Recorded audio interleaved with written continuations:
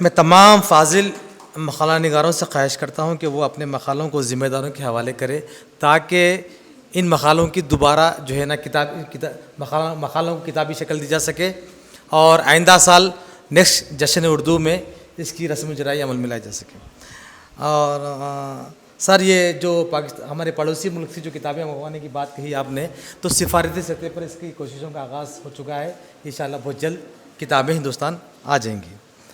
अब मैं ख्वाहिश करता हूँ कि प्रोफेसर शौकत हयात साहब से कि आए वो अपना मक़ाला पेश करें। आदाब।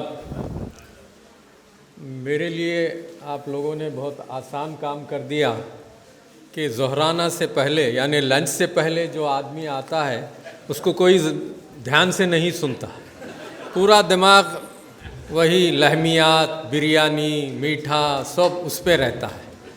इसलिए मुझे जानबूझकर इस वक्त रखा गया है या ऐसी रखा गया पता नहीं।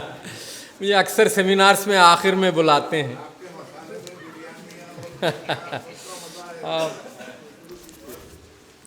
मेरा मक़ाले का उन्वान है सुरपुरा समस्तान संस्कृत आंध्र अदब। थोड़े बर्दाश्त कर लीजिए, इसमें जैसे आपने अब्दुल गनी भाई को संस्कृत से उर्दू में और तेलुगु में सुना था, मुझे सिर्फ आप उर्दू के साथ साथ तेलुगु में भी थोड़ा बहुत सुन लीजिएगा जी। तो सुरपुरा समस्तान, शोरपुरा भी कहते हैं, इस वक्त कर्नाटका रियासत का एक अहम शहर और ताल्लुक़ा यादगीर गुलबर्गा डिस्ट्रिक्ट के करीब। अब तो पूरा यूनिफिकेशन हो गया है, डिस्ट्रिक्ट्स पूरे बदल चुके हैं एक तरह से उस तरह से, जिस तरह तेलंगाना में बदल गए हैं उसी तरह से। तो इस सुरपुरा के साथ एक वाक़ई एक अहम तारीख़ी वाक़या जुड़ा है। वो है गदर का जब भी ज़िक्र आता है तो हम समझते हैं कि मेरठ की छावनी और दिल्ली और अतराफ़ व अकनाफ़ के इलाक़े और यूपी, बिहार, मध्य प्रदेश यहाँ तक है। लेकिन शुरपुरा का एक नौजवान राजा अंग्रेज़ों के ख़िलाफ़ उसने बगावत की थी, राजा वेंकटप्पा नायका, और इसकी मौत 1858 में हुई। ये नायक ख़ानदान के एक अहम राजा थे। उसने बरतानवी ईस्ट इंडिया कंपनी के ख़िलाफ़ 1857 के गदर में हिस्सा लिया था और उसने राजा वेंकटप्पा नायक ने जनूबी हिंद के राजाओं से साथ मिलकर अंग्रेज़ों के ख़िलाफ़ बगावत की थी, जिसमें जनूबी हिंद के राजाओं में जट्टू, जमखंडी, मधोल रियासत और नारागुन और कोप्पाल, और झमखंडी रियासत के बानी थे श्री मंत गोपाल राव पटवर्धन जी। इस रियासत का नाम जम्बुकेश्वर मंदिर से मौसूम किया गया है, क्योंकि ये मंदिर जम्बुल यानी जामुन के पेड़ों के दरमियान बनाया गया था। जम्बुल मराठी में जामुन को कहते हैं, कन्नड़ में नेराले हन्नू बोलते हैं, और उर्दू और हिंदी में जामुन और तेलुगु में नेरेडु पंडू कहते हैं। ये हुकूमत 1811 से लेकर 1947 तक यानी गोपाल राव रामचंद्र राव पटवर्धन था, परशुराम राव रामचंद्र राव पटवर्धन दुव्वम तक कायम रही। इसके बाद हिंदुस्तान में इसको जम कर दिया गया। इस शोरपुरा की रियासत की एक ख़ास, समस्तान की एक ख़ास खूबी है कि इसके यहाँ एक बर्ड सेंचुरी भी है, परिंदों की एक पनाहगाह भी है। इसके बारे में एक बरतानवी अफसर था, एडमिनिस्ट्रेटर था, तो टाइलर उसका नाम था, तो मीडोस टाइलर था। उसकी बेटी ने उस बाप की किताब को मुरत्तब किया था, the story of my life by M Tyler, और उसकी बेटी एम टाइलर ने उसको मुरत्तब किया था और ऑक्सफोर्ड यूनिवर्सिटी प्रेस से 1882 में इसको शाया किया गया था।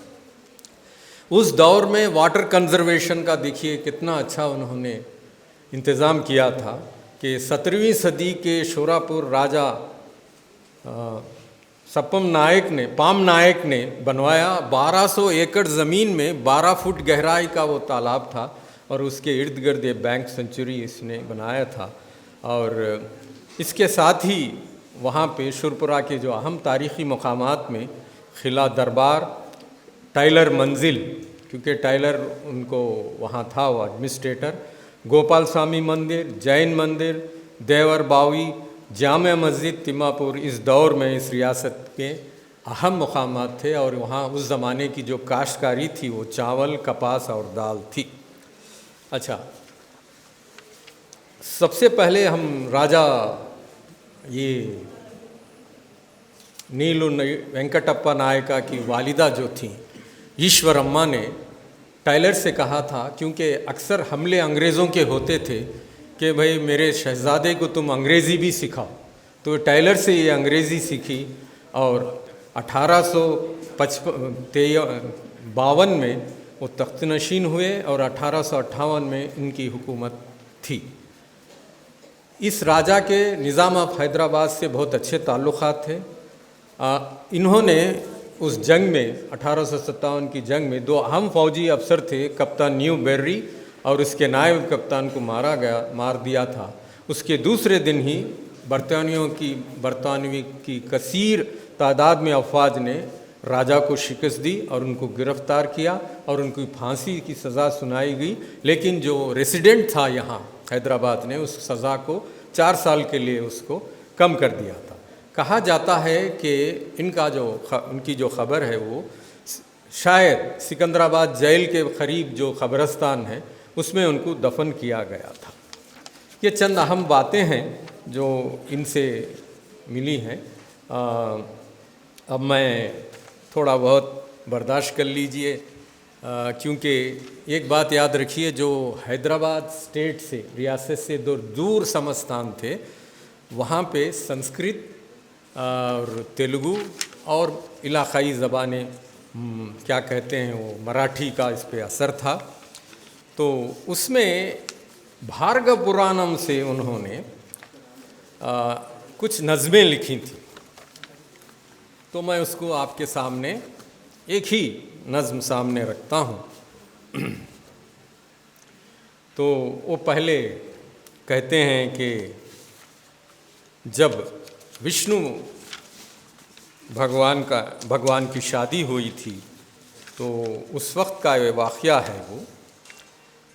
तो उसमें लक्ष्मी रमणन विवाहमनु वागेन्द्र नीक्षेपने त्रालोंबुराव हृदयमु बोगिनी मुद्रा मुद्रितं ताटः క్ష లక్ష్మలంబు నందు దైవతా నికాయంబు బెంచ భాసిల్లు నీ గొల్ల జస్మితి బ్రోచులన్ सुरपुरी गोपाल कृष्णुडिडलन। यानी कृष्ण भगवान की लक्ष्मी महालक्ष्मी से जब शादी हो रही थी, उसे देखने के लिए आसमान से स्वर्गलोक से तमाम देवताएं उनको देखने के लिए आए और उनको देखकर, क्योंकि विष्णु खुद ही भगवान है, उनको आशीर्वाद नहीं बल्कि खुश होकर कह रहे थे कि हमको इतना मुबारक मौका मिला, अच्छा मौका मिला कि हमको इनकी शादी देखने का मौका मिला है। तो इस तरह से उस ज़माने में संस्कृत के साथ साथ तेलुगु के भी ऐसे बहुत से आपको चीज़ें वहाँ मिलती थीं।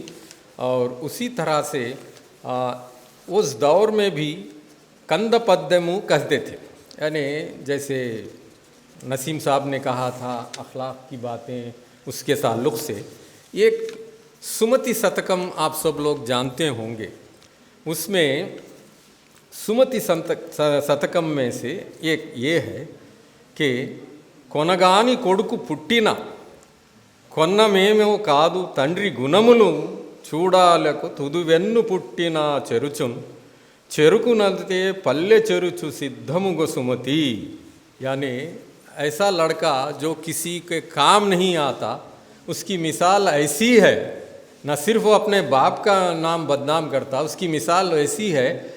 आप कभी गन्ने के बंडी पे गए हैं तो जब गन्ने का जूस निकालता है तो गन्ने में आप देखेंगे निचले हिस्से में या दरमियान हिस्से में कभी कभी सुर्ख रंग का आपको धब्बा नज़र आता। उसकी वजह से क्या होता है, वो गन्ने को चूस लेता है उसके रस को। तो इसकी मिसाल उसने उस दौर के कवि ने कंद पद्यम में, इसमें सुमति शतकम की पद्यम में उसने कहा कि ये लड़के की ऐसी हालत है कि वो अपने बाप का नाम और भी बदनाम कर रहा है। अब इसके बाद मैं वक्त की कमी की वजह से क्योंकि मुकम्मल पेपर मैं दे दूंगा कामिनेनी साहब को। मैं जाने से पहले आपको निज़ाम रियासत की स्टेट एंथम हुआ करता था, मैं उसको अंग्रेज़ी में बताऊंगा ताकि हमारे नॉन उर्दू स्पीकर्स के लिए। वो था, ताबद खालिक़ आलम ये रियासत रखे, तुझको उस्मान बसद इजलाल सलामत रखे।